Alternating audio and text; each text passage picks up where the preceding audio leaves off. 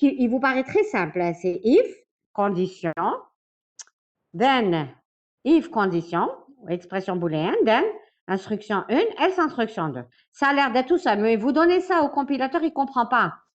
Il faut lui dire de préparer un code, c'est-à-dire faire une simulation de code qui va être exécuté plus tard. Donc, il faut lui dire au compilateur, parce que n'oubliez pas, vous êtes en train de faire votre propre compilateur. Je ne parle pas des compilateurs existants, hein. On est en module compile, donc on est en train de préparer notre propre compilateur.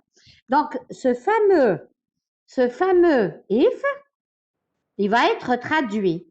Donc, comment il va être traduit? Il faut dire au compilateur que ici, c'est une condition. C'est une expression booléenne à tester. Alors, si cette expression est fausse, il faut aller au else. Sinon, il faut faire le then. Il faut faire le then. Alors, quand vous exécutez le then, ça c'est pendant l'exécution.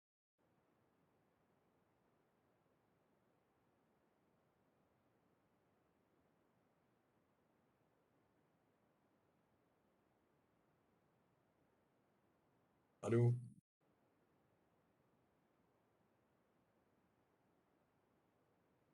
Madame, on vous entend pas.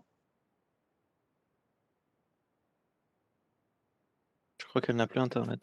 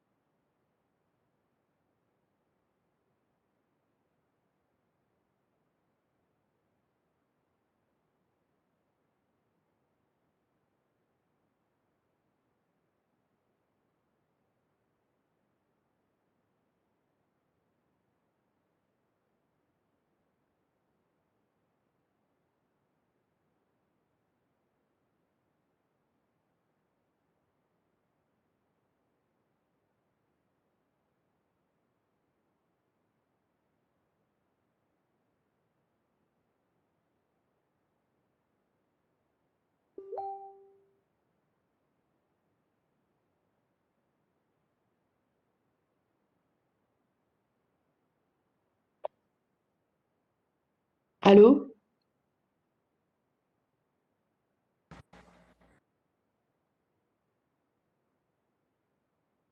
Je pense qu'elle a une coupure d'Internet.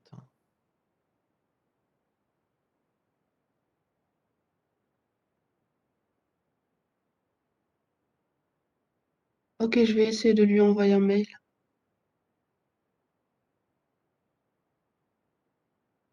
Go for it. Do it!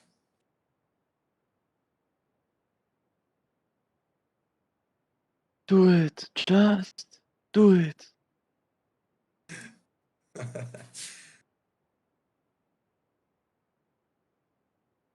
Don't let your dreams be dreams. Vous m'entendez? Vous Oui, madame, m'entendez? on vous entend. Oui, madame, vous avez eu une coupure. Oui, oui, j'ai eu une perte de connexion, hein. J'ai jamais eu ça, hein. Oh là là. Le matin en plus. Alors, donc je reprends mon cours. Alors, si vous n'avez pas de questions, en fait, le if, il est tout simple, comme ça, syntaxiquement, mais sémantiquement, il est compliqué, hein. Donc, alors, imaginez que vous Madame, on ne voit partiez. pas, madame, on ne voit pas votre écran, s'il vous plaît. On ne voit rien. Pardon. On ne voit Ah, pas ok. l'écran. Oui. D'accord, d'accord, d'accord, d'accord, d'accord. Pourriez répéter pour le if une fois que vous aurez mis l'écran, s'il vous plaît, madame. D'accord, il n'y a pas de souci.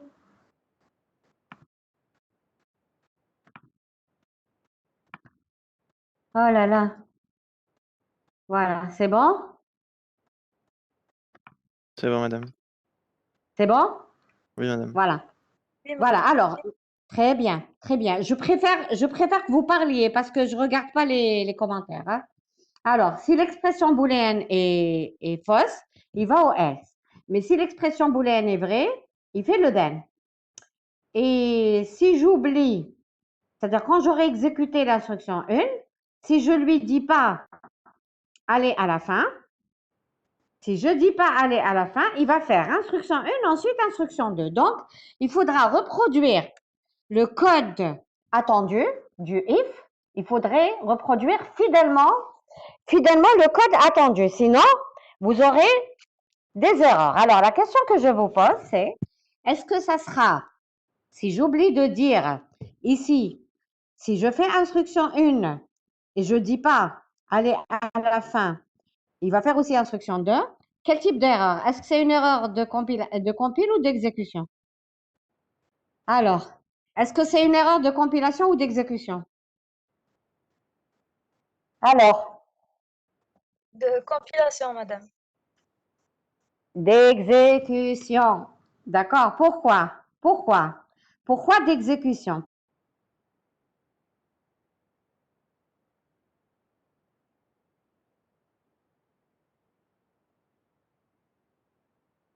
Allô, madame? Allô? Il y a une coupure encore? Je crois.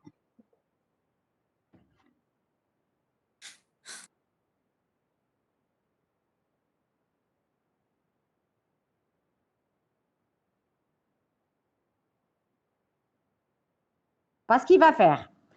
Regardez. Madame, il y a eu une coupure, s'il vous plaît. Est-ce que vous pouvez répéter? Vous pouvez répéter. Il y a eu une coupure. Il y a encore une coupure, madame. Vous êtes en train de parler, on ne vous entend pas. Vous m'entendez pas, hein? Oui. Là, on Ah, m'entend. maintenant, on vous entend. Je sais pas à quoi c'est dû, hein. Je sais pas, hein. Pourtant, j'ai pas touché, hein.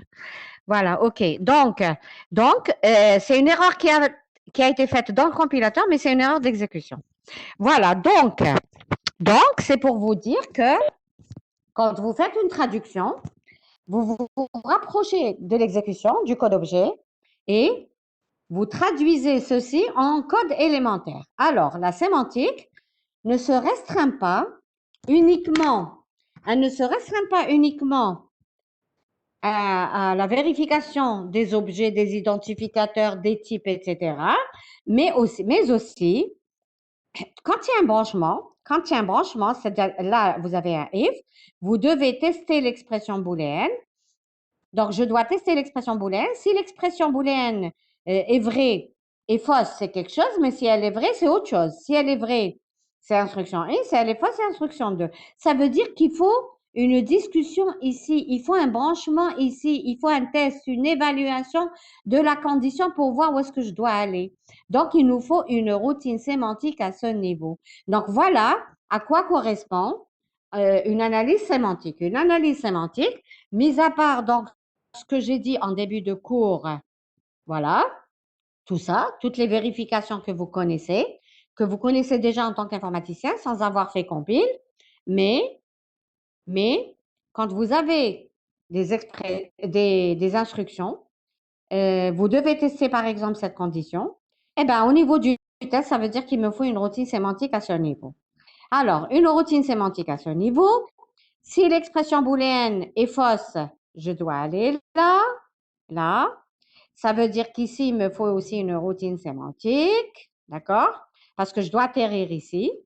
Maintenant, si l'expression booléenne est vraie, je dois exécuter ça. Mais quand j'exécute ça, l'instruction 1, il faut sortir pour aller ici. Donc, il me faut encore un point d'intervention à ce niveau.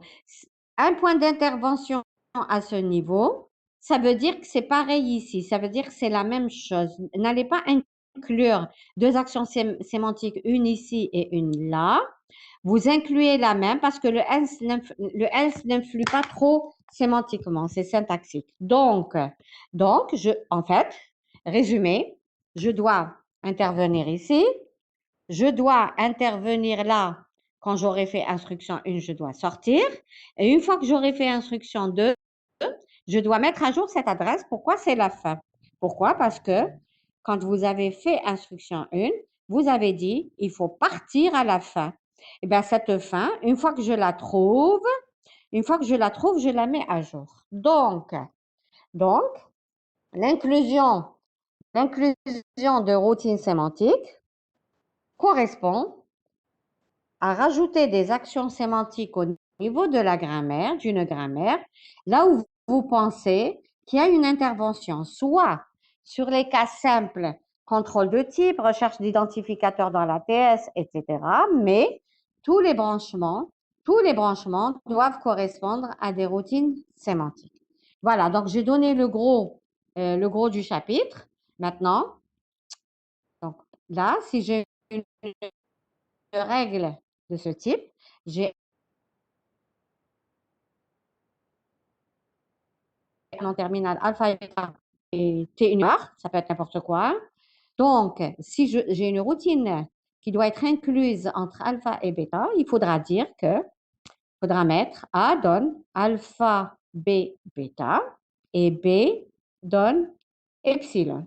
Donc, vous introduisez un nom terminal B qui dérive en epsilon entre alpha et bêta. Donc, la procédure B donne epsilon est une procédure sémantique. Donc, par rapport à notre exemple, l'instruction conditionnelle, c'est quoi une instruction conditionnelle? Donc, comme je disais, c'est if condition, then instruction 1, sinon instruction 2. Comment vous générez? Parce qu'un schéma de traduction, c'est quoi? C'est un code, c'est le code que je dois trouver, le code auquel je dois arriver, donc c'est une simulation, des routines sémantiques et une grammaire sémantique. Donc, par rapport à mon if, le code auquel je dois arriver, ça doit être celui-là. C'est celui-là. Donc, il va être... Donc, qu'est-ce que ça veut dire? Je génère les quadruplés de l'expression booléenne. Je génère les quadruplés de l'expression booléenne. Si l'expression booléenne, je ne vais pas dire si elle est vraie, faire tout de suite. Moi, je vais dire si elle est fausse, allez, je préfère. Si elle est fausse, allez au else. Sinon, je fais le then et je sors. Il ne faut surtout pas oublier de sortir. Ce qui se traduit par, alors, les quadruplés de l'expression booléenne. Le BZ veut dire si le résultat, parce que le résultat de l'expression booléenne, je l'ai mis dans une variable que j'ai appelée variable temporaire de l'expression booléenne qui contient le résultat vrai ou faux. Donc, si l'expression booléenne est fausse, c'est branch if 0. Donc, je me branche si le résultat est faux. Où est-ce que je me branche? Je me branche au else. Mais en fait, le else, je ne le connais pas. Donc, je le mets ici, je mets un petit else pour nous, c'est juste pour nous, c'est une indication. Mais en fait, je ne connais pas encore cette adresse, je ne la connais pas. Ne connaissant pas cette adresse, il faudrait sauvegarder cette position. Rappelez-vous, c'est un quadruplé, donc il a 4 champs, le quadruplé, 4 champs.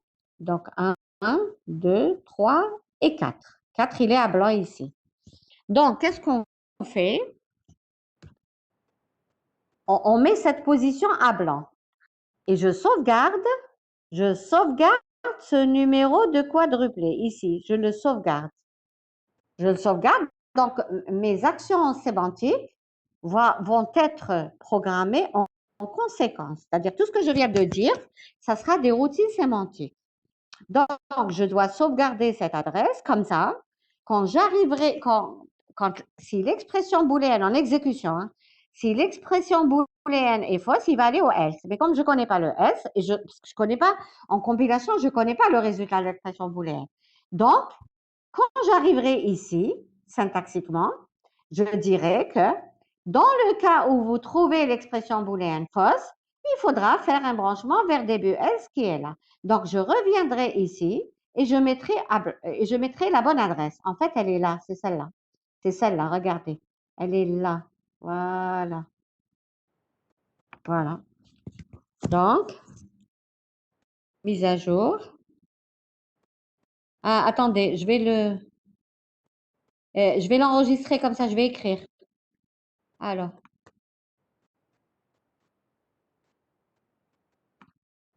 Voilà. Alors, c'est là. C'est la mise à jour du S. Voilà. Quand vous, je trouve, pardon, pas ici, pas ici, pas ici.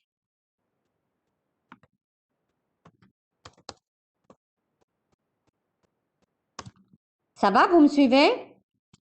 Vous me suivez? Oui, madame. Ça va? Oui, madame.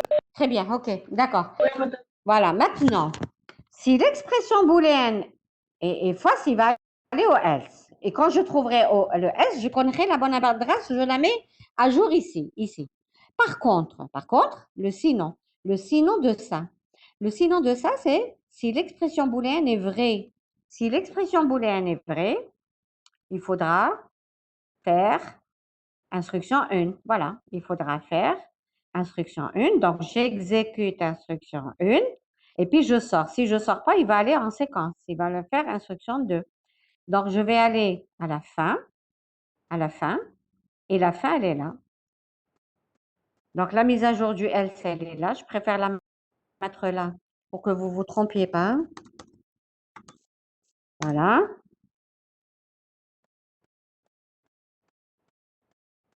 Là, c'est la fin.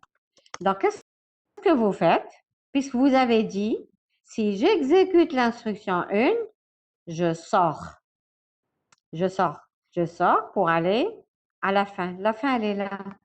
Elle est là, la fin. Donc, vous venez ici, à la position 2, qu'est-ce que vous faites? Qu'est-ce que vous faites? Vous mettez cette adresse. Vous reportez cette adresse, vous la reportez ici. Comme là, vous reportez cette adresse, mise à jour du else, vous la mettez ici. Voilà. Voilà. OK? C'est bon? Ça va? C'est bon pour le if? Donc là, c'est le code. Hein? Le code que je veux, le code auquel je veux aboutir. Est-ce que c'est bon? Est-ce que ça va? Donc en fait, dans cette instruction if,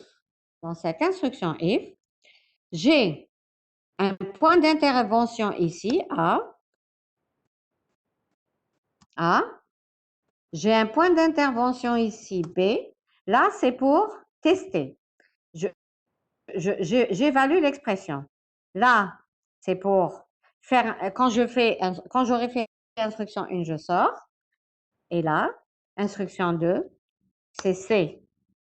Donc, ABC sont des procédures sémantiques. Donc, elles dérivent en epsilon.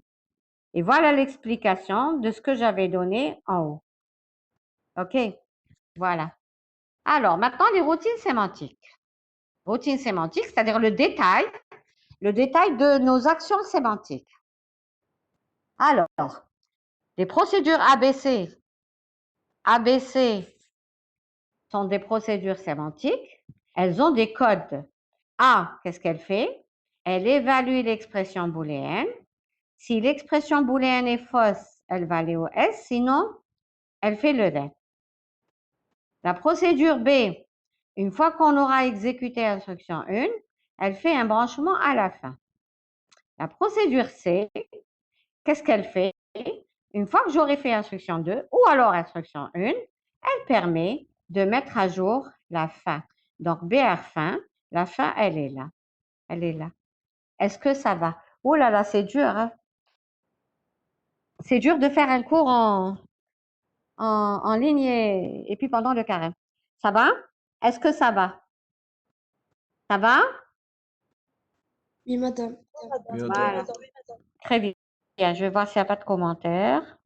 Mais c'est pas facile. Oh là là. Alors.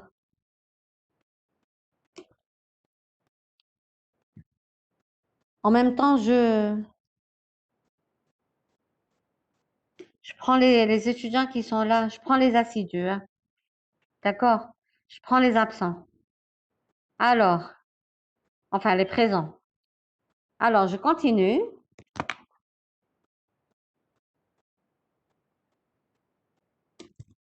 Je reviens au cours.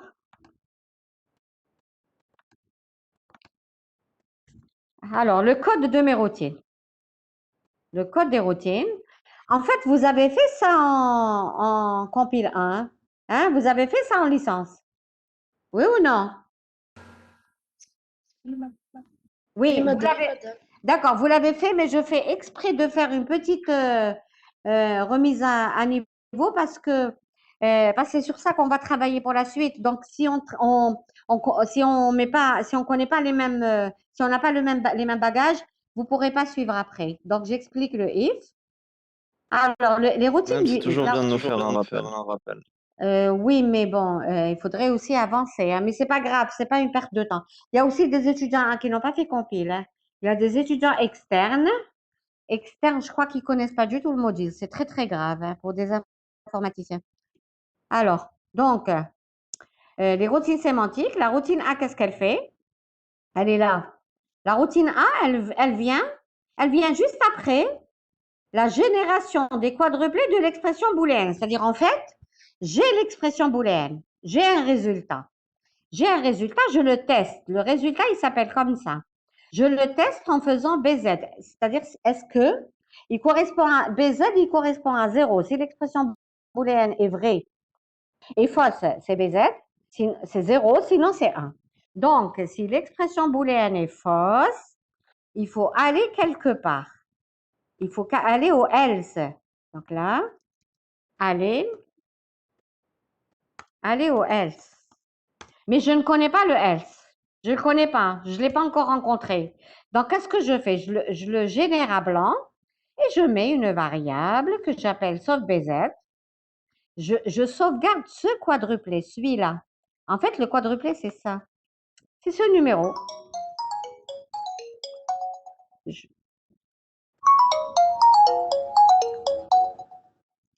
Je sauvegarde ce quadruplé.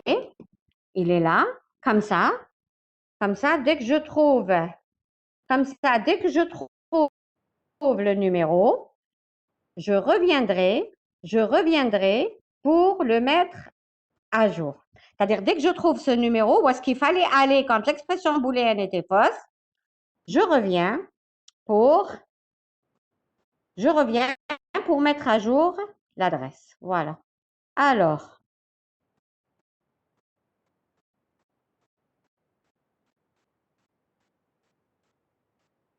la procédure B, qu'est-ce qu'elle fait la procédure B? La procédure B, elle permet, regardez en haut ce que fait B. Alors, la procédure B, qu'est-ce qu'elle fait? Elle permet la génération d'un BR, ici. Pourquoi? Parce que j'aurais fait, regardez, la B, elle est là. Ça veut dire j'ai exécuté l'instruction 1. J'ai exécuté l'instruction 1, il faut sortir. Il faut sortir. Donc, la B, elle me permet de générer un branchement. C'est faire un jump vers la fin, car on aura exécuté instruction 1. Mais je ne connais pas la position du jump. Hein. Je ne connais pas. Donc là aussi, il vous faut une variable qui vous permet de sauvegarder ce numéro. C'est ce numéro que je sauvegarde. Il est là. Alors, c'est ce numéro qu'il faut sauvegarder. Voilà. Je le sauvegarde. Il est là. J'avance. Par contre, regardez. En fait, qu'est-ce qu'elle fait B? Elle permet de faire un jump à la fin, mais en même temps, elle permet de récupérer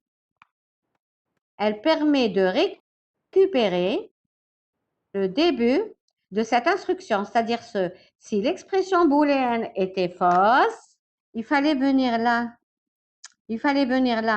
D'accord? Eh bien, donc, la procédure B, elle me permet de faire un saut vers la fin, mais elle me permet aussi de récupérer cette adresse. Donc, regardez comment elle récupère. Elle récupère, elle va dans ce que j'avais sauvegardé. Là, je l'avais mis à blanc. Aller au S. Là, c'est aller au S. Je ne connaissais pas l'adresse. Maintenant que je la connais, l'adresse, c'est QC plus A. C'est branchement. Regardez. C'est branchement à la fin, ici. C'est un branchement à la fin, mais juste après, c'est le début de l'instruction 2. Donc, c'est le quadruplé qui suit. Alors, le quadruplé qui suit, il s'appelle QC plus A. Donc, qu'est-ce que je fais? Je vais au quadruplé que j'avais sauvegardé, il s'appelait sauve BZ. Je mets QC. Maintenant, ça voudra dire que je mets à jour. Ça veut dire que j'ai mis à jour, quand j'ai évalué cette expression, dans le cas où elle est fausse, je suis arrivée à l'adresse qu'il faut au début de l'instruction 2. Donc, je mets à jour cette adresse. Je la mets ici.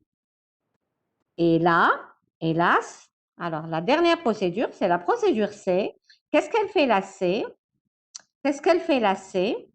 Elle permet, une fois que j'aurai exécuté instruction 1 ou alors instruction 2, elle me permet de récupérer l'adresse de la fin, c'est celle-là l'adresse de la fin, c'est celle-là, donc, et de la mettre là où on a dit, il faut partir à la fin.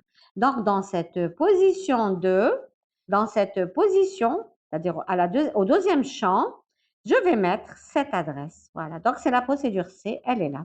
Donc, branchement à la fin, c'est la B.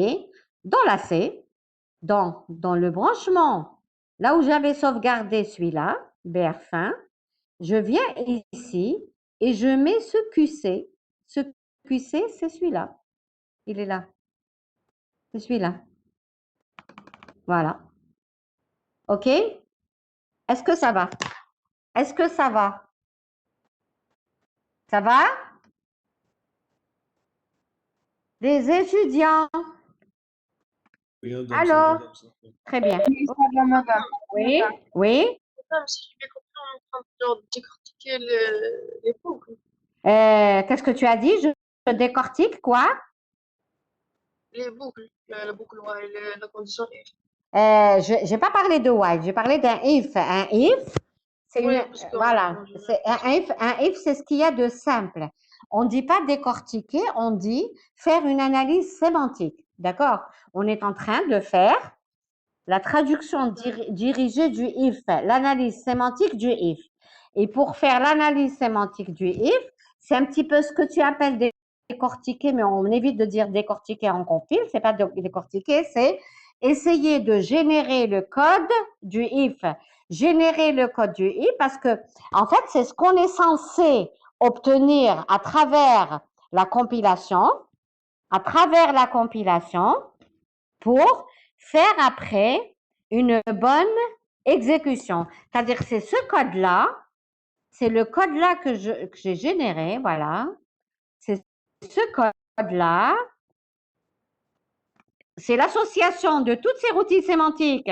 C'est-à-dire quand je colle toutes les routines sémantiques, c'est-à-dire les routines qui permettent de générer les quadruplés de l'expression booléenne, la routine A, la routine qui génère les instructions 1, la routine B qui génère le branchement, la routine qui génère l'instruction 2 avec la routine C, c'est le tout, c'est tout ça mon code. Et c'est ça qui va être traduit en code objet, en code assembleur, et ensuite il va être exécuté. Donc, si vous faites une erreur à ce niveau, ça veut dire que votre compilateur va être incomplet, mais ça va être détecté.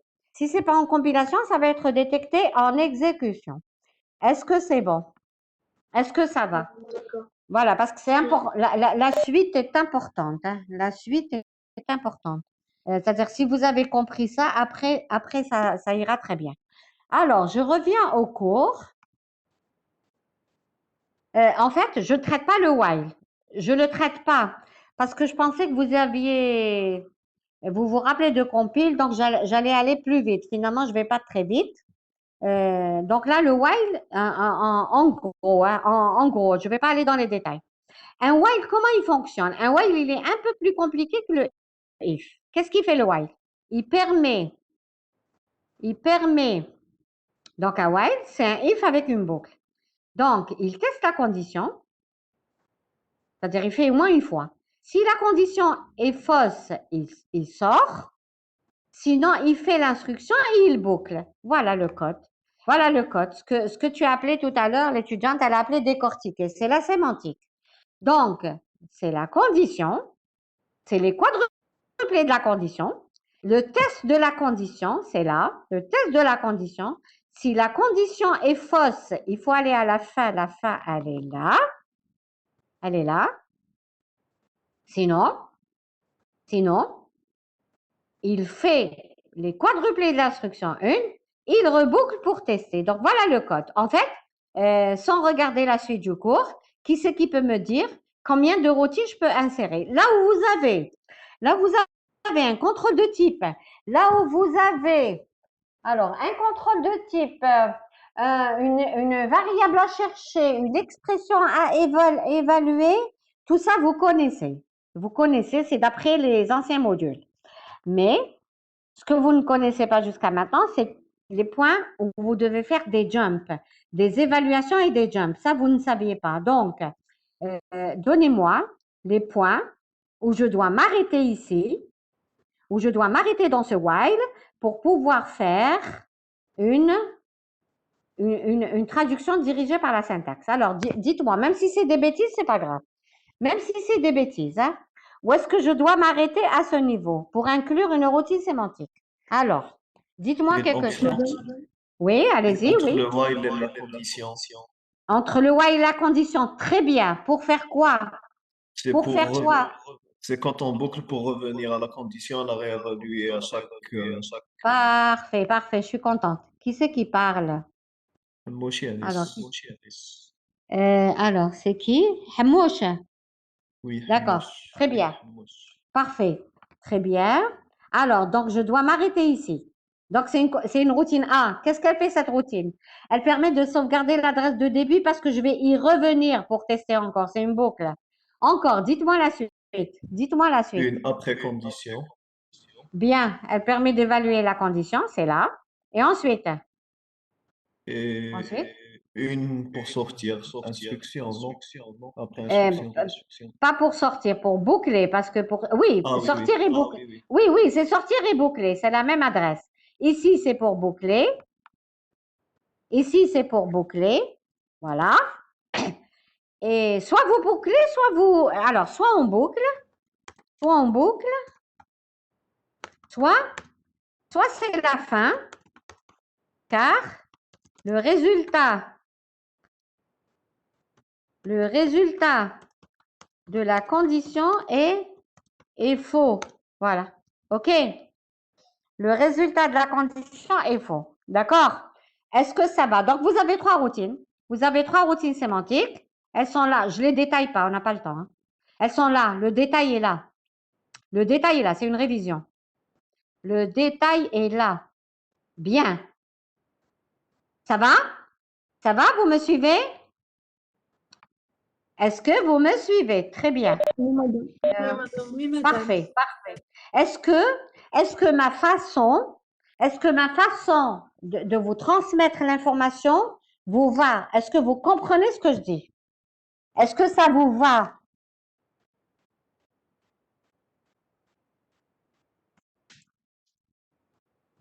Alors, Personnellement, non, très bien. Alors, encore. Vous êtes 74 étudiants. Alors, je veux que les 74 étudiants s'expriment, hein. S'il y a des étudiants... qu'est-ce que tu as? Attends, oui, d'accord. Alors, qu'est-ce qu'ils disent? Alors, oui, très bien, très bien. S'il y a un étudiant qui a un petit souci, me le pose, d'accord?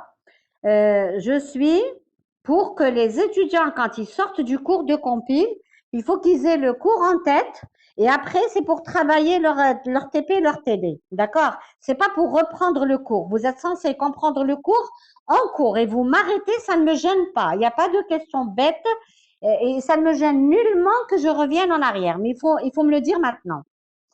Donc, la façon de transmettre, de discuter avec vous, vous va. C'est bon. Très bien. OK, parfait. Je continue. Je continue. Alors,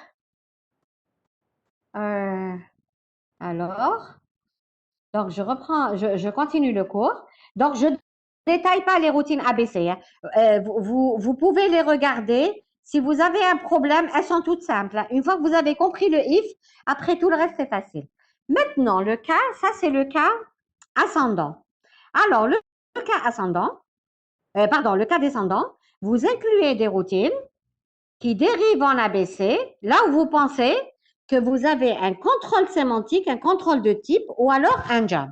Un jump, une évaluation, un test, etc. Donc, ça, c'est pour le cas descendant. Le cas ascendant, en fait, qu'est-ce qui change? Bien sûr, le cas descendant, ça doit correspondre à une dérivation. Donc, ça doit correspondre à une dérivation. Donc, A qui donne epsilon, B qui donne epsilon et C qui donne epsilon. Le cas ascendant, en fait, il n'y a pas de changement. Le code est le même. Hein. Alors là, je mets des commentaires.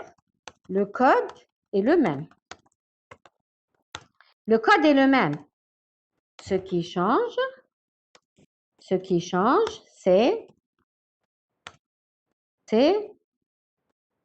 la façon,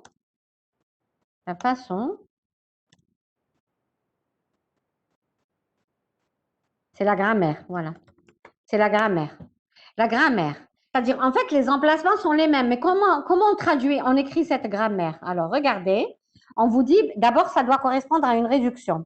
C'est-à-dire, réduction, c'est, qu'est-ce que c'est une réduction? C'est un état de pile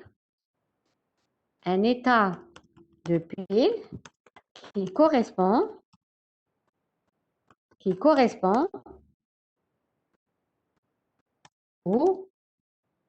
ou doit être réduit, qui correspond ou doit être réduit par un non terminal. Voilà. C'est-à-dire, vous avez un état de pile et vous cherchez à réduire par un non terminal. L'analyse descendante, c'est contraire. Vous avez un non terminal, vous le dérivez. Là, c'est contraire. Donc, comment le code ne change pas. Le code, c'est le même. Le corps des routines, c'est le même. Il y a juste la grammaire qui change. Alors, la grammaire qui change, si vous avez une règle A dans l'alpha bêta et vous avez une routine qui doit être insérée entre alpha et bêta, une routine qui doit être insérée entre alpha et bêta. Donc voilà, qu'est-ce qu'on fait? Dans le cas descendant, vous insérez carrément le non terminal qui dérive en epsilon, c'est tout simple. En analyse ascendante, c'est un petit peu plus compliqué. Vous devez vous arrêter ici, vous faites un renommage des noms terminaux. On appelle ça, bon, on transforme la grammaire, on appelle ça, on découpe la grammaire. Comment je la découpe? Est-ce que vous pouvez reprendre Avant, où est-ce que je reprends? Qu'est-ce que je reprends? Juste, je comprends pas la question. Qu'est-ce que? Vas-y, Avant. Avant quoi? J'ai un problème de... C'est-à-dire, je vous entends pas très bien, d'accord? Quand c'est un petit mot, oui, mais après, j'ai des fritures, je sais pas pourquoi. Donc, qu'est-ce que je dois... Vous allez écrire, ok, je vais regarder. J'entends avec des parasites. Alors, qu'est-ce que vous voulez me dire? Qu'est-ce que vous voulez me dire? Question. La question. Ah, avant le renommage. En fait, je n'ai pas dit grand-chose. Hein. Je n'ai pas dit grand-chose avant le renommage. Alors, j'ai dit que ce qui change de la descendante par rapport à l'ascendante, c'est juste la façon d'écrire la grammaire. Sinon, le code, c'est le même. Le code, c'est le même. Les routines sont les mêmes. Bien sûr, le code intermédiaire est le même. Donc, si vous avez une règle de ce type, c'est comme dans le cas descendant. Si vous avez une règle de ce type et vous voulez insérer une routine entre alpha et bêta, dans le cas descendant, qu'est-ce que vous avez fait? Vous avez fait descendant, hein, on fait A donne alpha, B bêta, et B qui donne epsilon. Là, c'est pas pareil. Vous devez insérer ici, vous faites un renommage de la grammaire. Comment? Tout ça, tout le alpha, alors, tout le alpha doit correspondre. Ça vous va quand j'écris en parallèle les commentaires ici? Ça vous va? Ça vous va? Oui. Hein? Voilà, Oui, c'est mieux. C'est mieux. On fait comme si on était au tableau. Alors, tout le alpha doit correspondre à une réduction. Donc, on crée un nom terminal. On crée un nom terminal qui dérive en... on crée un nom terminal. Attends. On crée un nom terminal qui dérive en bêta, en alpha, pardon, en alpha. Voilà. Donc, là, c'est un exemple. Oui, oui. On vous demande de changer de couleur pour les commentaires. D'accord, ok. Pourquoi? Pourquoi? Pourquoi? Pourquoi? Pourquoi? Ah, C'est c'est? une demande flowchart. Il n'y a pas de problème, mais bon, c'est pas grave, voilà. C'est bon? Ça vous va? Ça vous va? Ça vous va? Merci.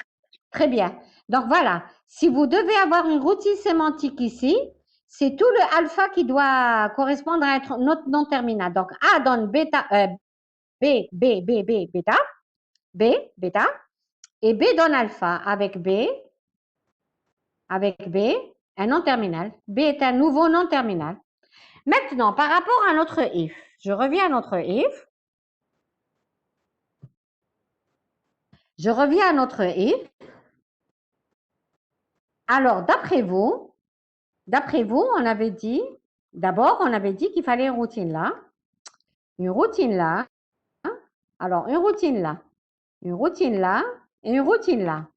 Alors, une astuce, je vous donne une astuce. Je vous donne une astuce.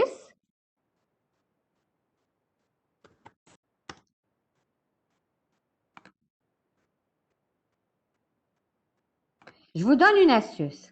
Puisque je devais avoir une routine là, une routine là, une routine là, pardon, une routine là et une routine là. Là, ça correspond déjà à une réduction, puisque si j'ai dans ma pile, vous regardez bien, si j'ai dans ma pile d'analyse, parce qu'en fait, toute l'informatique, c'est des piles. Hein. Toute l'informatique, c'est des piles. On ne les voit pas, mais c'est des piles. Alors, si j'ai dans ma pile if, expression booléenne, then, instruction 1, else, instruction donc. Donc, tout ça est dans ma pile. Si j'ai tout ça dans ma pile, ça correspond à instruction if. Donc, c'est pas la peine de créer une réduction à ce niveau lié. Par contre, je n'ai pas de réduction à ce niveau et je n'aurai pas de réduction à ce niveau. Qu'est-ce que ça veut dire? Ça veut dire que quand j'ai dans ma pile if expression booléenne, ça ne correspond à aucun nom terminal. Ça ne correspond pas à une réduction. Quand j'ai if expression booléenne d'une instruction 1, tout ça ne correspond pas à une réduction. Donc, comme c'est le cas ascendant,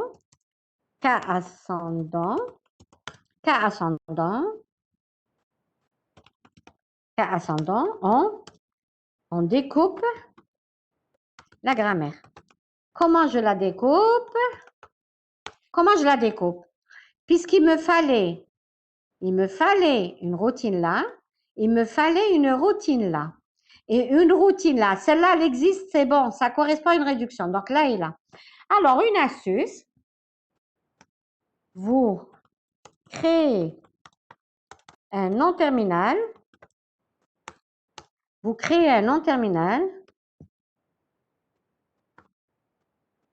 qui prenne le maximum qui prenne tout ça. Là, il fallait que je m'arrête. Là, il fallait que je m'arrête. Je vais le mettre en noir. Non, pas en noir. Attendez. Voilà. Là, il fallait que je m'arrête. Voilà. Là, il fallait que je m'arrête. Il fallait que je... Oh. Il fallait que je m'arrête. Bon, je vais mettre du vert. Là, il fallait que je m'arrête. Bon, le vert, il se voit pas trop. Hein. Là, il fallait que je m'arrête. Et là, il fallait que je m'arrête. Il fallait que je m'arrête. Donc, ici, ça correspond à une réduction, c'est bon. Ici et là, ça ne correspond pas. Tout ça, je vais l'appeler grand A. Tout ça, je vais l'appeler grand A. Ou alors, dans l'exemple, je l'ai appelé début instruction if. Donc, tout ça, je l'ai appelé, regardez, je l'ai appelé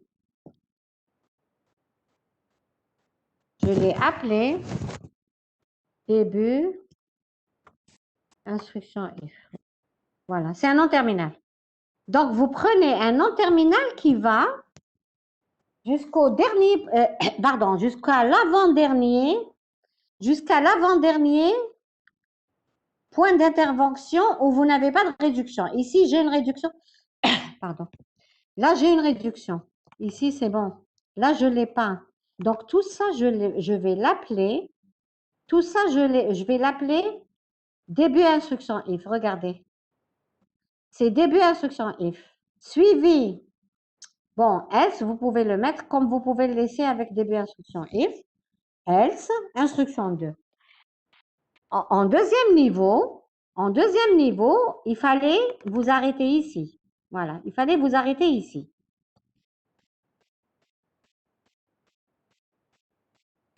Il fallait vous arrêter là.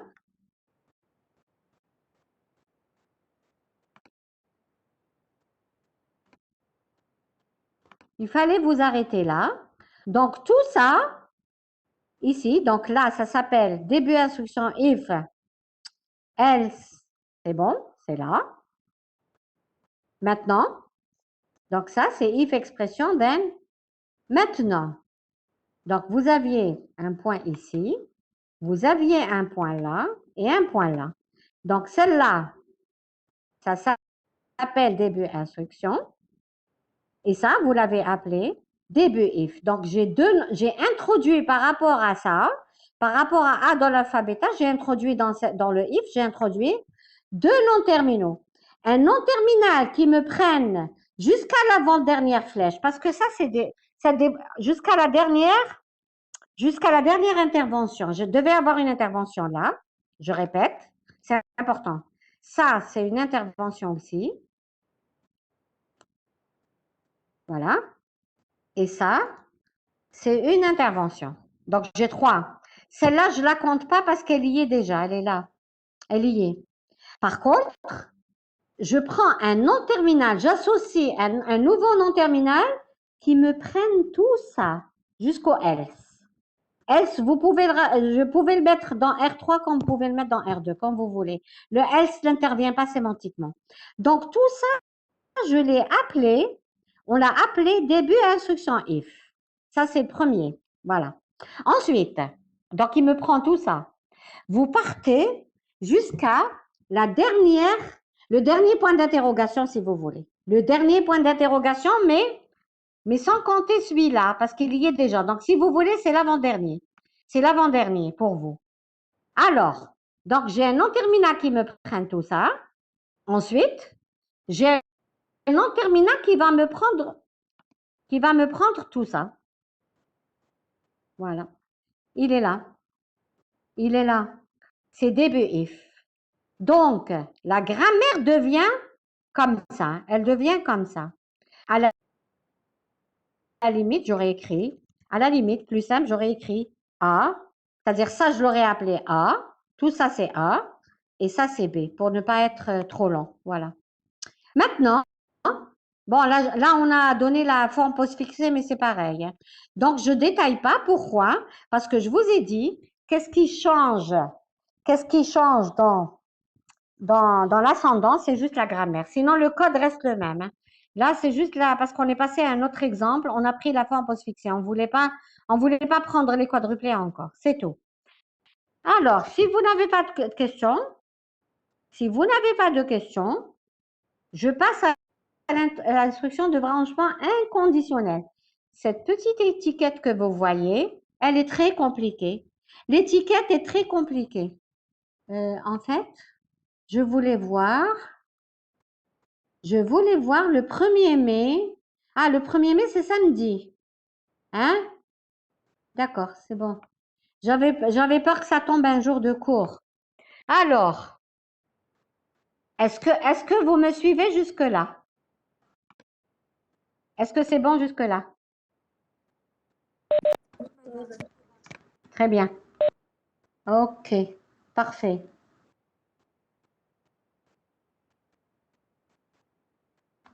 Oui, c'est un jour de TP, oui. Un jour de TP, il faut voir avec vos enseignants de TP qu'est-ce qu'il faut faire. Qu'est-ce qu'il faut faire? Est-ce qu'il rattrape? Il rattrape pas? Ok. Alors, qu'est-ce qu'on fait? Donc, je continue le cours. Si vous me suivez. Donc, j'ai fait une grande révision pour que tout le monde puisse suivre. Est-ce que, là, c'est le prochain cours, hein? Alors, je reprends le cours. Est-ce que vous avez traité les étiquettes en compile 1? Est-ce qu'il y a des étudiants, il y a des sections qui ont traité les étiquettes? Étiquettes. Hein? Les étiquettes. Si, d'où vous venez? D'où ils viennent les étudiants? On n'a pas fait normalement. Ah bon?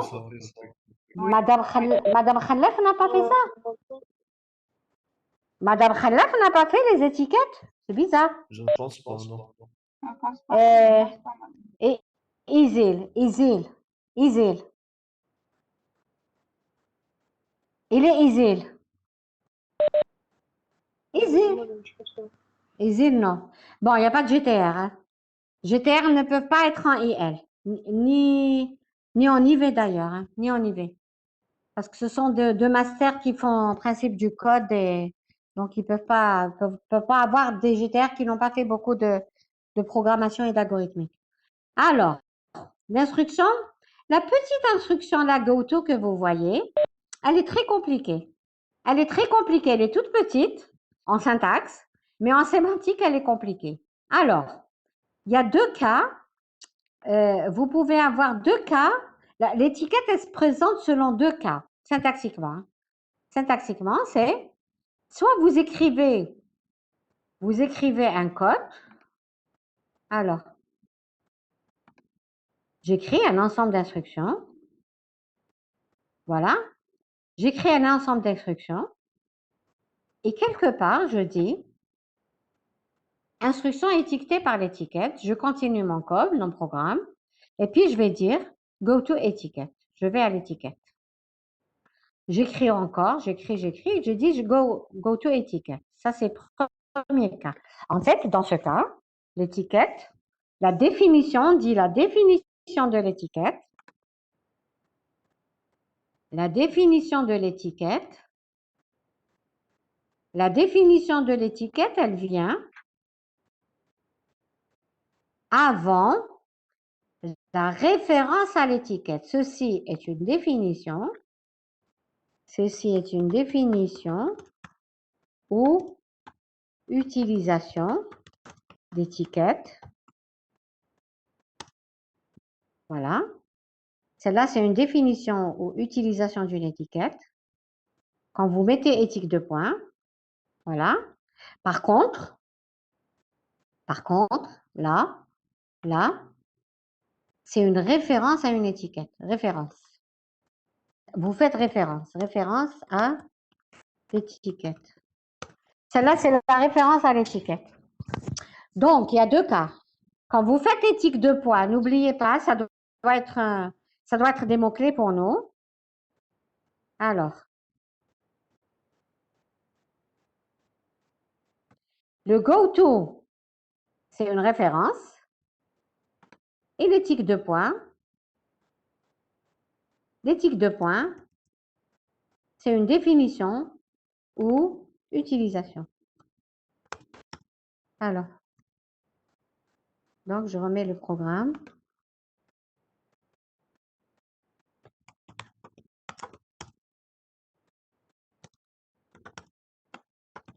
Donc, il faut mémoriser ça, hein.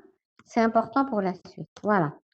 Alors, donc une étiquette, elle peut être référencée, utilisée. Il y a aussi des langages, ce ne sont pas tous les langages. Quels sont les langages que vous connaissez? Est-ce que le C++, il déclare les étiquettes? Est-ce qu'il les déclare? Le C, le Java,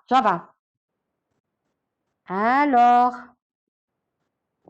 est-ce que, par exemple, est-ce que vous connaissez des langages qui disent, par exemple, label, éthique 1, voilà, éthique 2, donc alors, éthique 2, éthique 3, voilà, éthique 3, voilà. Donc, il y a des langages, ça dépend du langage que vous manipulez. Il y a des langages qui déclarent les étiquettes, il y a d'autres non, hein, ils ne déclarent pas. Il y a des langages dans lesquels on référencie et on utilise, ou alors on dit définir. Hein. Utilisation ou alors définir une étiquette. Définir, c'est ça, et référencer, c'est ça. Donc, vous avez des langages qui font les trois à la fois, les trois. Si vous ne faites pas, c'est une erreur. Donnez-moi, parce qu'en général, je fais un cours en interactif. C'est pour aider les étudiants à assimiler le cours. Donnez-moi des cas de langage que vous connaissez qui traitent les étiquettes, dans lesquels vous manipulez des étiquettes. Hein. Vous manipulez les étiquettes et dites-moi comment vous les manipulez. C'est pour avancer dans le cours. Comment vous les manipulez? Vous avez une étiquette.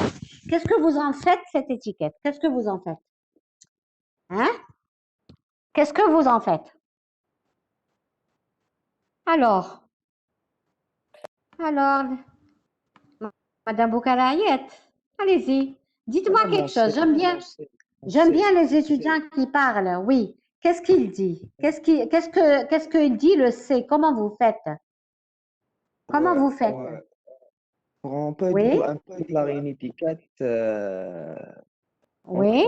Du C, langage C. D'accord, vous la déclarez, mais après, qu'est-ce que vous faites? Après, dans le programme, comment vous l'utilisez cette étiquette ou alors vous la référencez? Hein? Vous la déclarez, oui, mais comment vous l'utilisez après? On utilise le mot-clé GoTo, madame. GoTo. Très bien. Et après, donc GoTo, c'est une référence. D'accord. Oui. Qu'est-ce qui arrive si vous la déclarez, mais vous ne l'utilisez pas? Qu'est-ce qui arrive? Qu'est-ce qui arrive si vous la déclarez? Normalement, il sera ouais, madame. Alors, vous les déclarez, vous ne l'utilisez pas. Et vous la référenciez pas aussi. Hein? C'est-à-dire, vous oubliez de dire GoTo et vous oubliez de dire il y a une instruction qui s'appelle étiquette. D'accord? C'est ça. Donc, il y a quelqu'un qui dit mais il sera wello. C'est qui? Qui c'est l'étudiant? Qui c'est? Madame, c'est une erreur. En fait, je veux connaître les étudiants, c'est tout. Hein. D'ailleurs, je suis pressée de vous voir en présentiel. Donc, il y a un étudiant qui dit, on peut la déclarer, on l'utilise pas, on la référencie pas, mais il sera wello. Première réponse. J'attends une autre réponse. Effectivement, ce que vous dites est correct. Hein. Ce que vous dites est correct. C'est-à-dire, vous avez une étiquette, vous la déclarez, et bien dans le programme, vous n'en avez pas eu besoin, vous ne l'utilisez pas, vous ne la référenciez pas. J'attends d'autres réponses. D'autres réponses. Encore, d'autres cas, d'autres langages. D'autres langages. Bah oui, c'est comme votre camarade, il dit. Oui.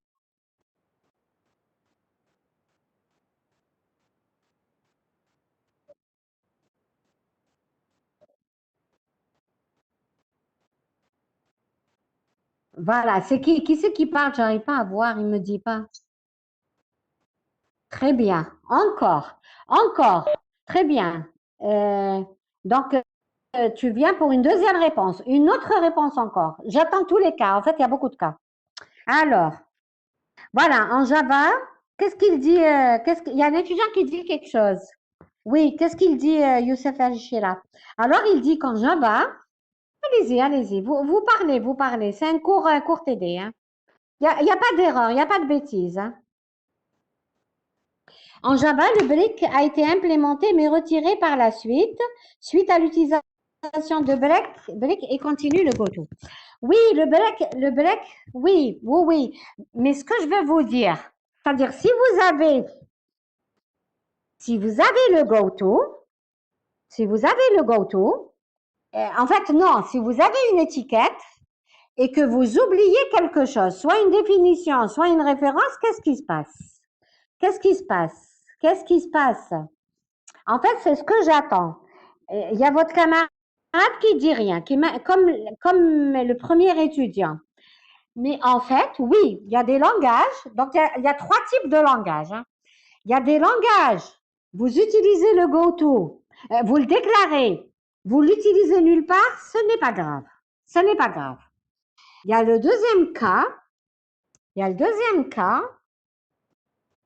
Alors, vous utilisez goto, vous dites goto étiquette et vous mettez pas où est-ce qu'il doit aller. Quel genre d'erreur on va avoir? Quel genre d'erreur? Vous avez mis goto étiquette, mais vous avez oublié de référencer l'étiquette, de la définir. Qu'est-ce qui va se passer? Qu'est-ce qui va se passer? Il va générer une erreur d'exécution, Madame Mifi.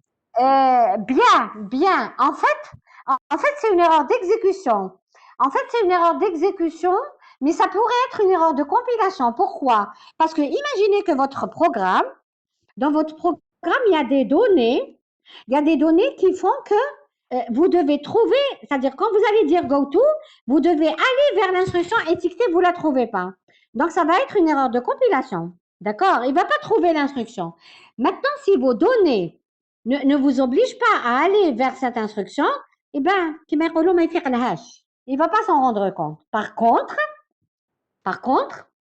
un troisième cas où vous n'avez pas mis go to éthique, par contre, vous avez mis étiquette de point instruction. C'est-à-dire ça n'existe pas, mais vous avez mis une instruction qui s'appelle étiquette. Alors, qu'est-ce qui va se passer? Qu'est-ce qui va se passer? Qu'est-ce qui va se passer? S'il vous plaît, madame. Oui, donc il y a un chiboub. Alors, ma question, c'est, on a fait 3 cas. Le cas où on déclare une étiquette, le cas où on référencie une étiquette et on ne met pas étiquette de point, ça on l'a omis, on l'a oublié. Ça pourrait être une erreur d'exécution, comme ça peut être une erreur de compilation. Et là, vous n'avez pas besoin de ça du tout. Vous n'avez pas utilisé le goto dans votre programme, mais vous avez mis une instruction qui s'appelle étiquette. Qu'est-ce qui va se passer? Qu'est-ce qui va se passer? Il y a une instruction qui s'appelle étiquette, alors qu'il n'y a pas de référence à cette étiquette. C'est-à-dire, vous êtes en train d'exécuter cette instruction, vous êtes en train d'exécuter ce programme, cette suite d'instructions, mais vous n'avez pas un go-to vers l'étiquette. C'est-à-dire, Il y aura vous une avez... erreur de compilation. En fait, il y a des compilateurs qui disent que ce n'est pas des erreurs. Mais nous, effectivement, ça sera une erreur de compilation. Donc, on va se placer. Alors, résumé de ce petit paragraphe, de ce petit go-to, c'est que le go-to est très simple, mais il est compliqué en sémantique. Il est simple en syntaxique, mais très compliqué en sémantique. Nous, dans notre cours, on va en faire des erreurs de compilation. On préfère, puisqu'on est en train de concevoir un compilateur, un mini-compilateur, qu'est-ce qu'on fait? On préfère avoir toutes les erreurs en compilation et laisser les erreurs d'exécution juste à l'exécution propre.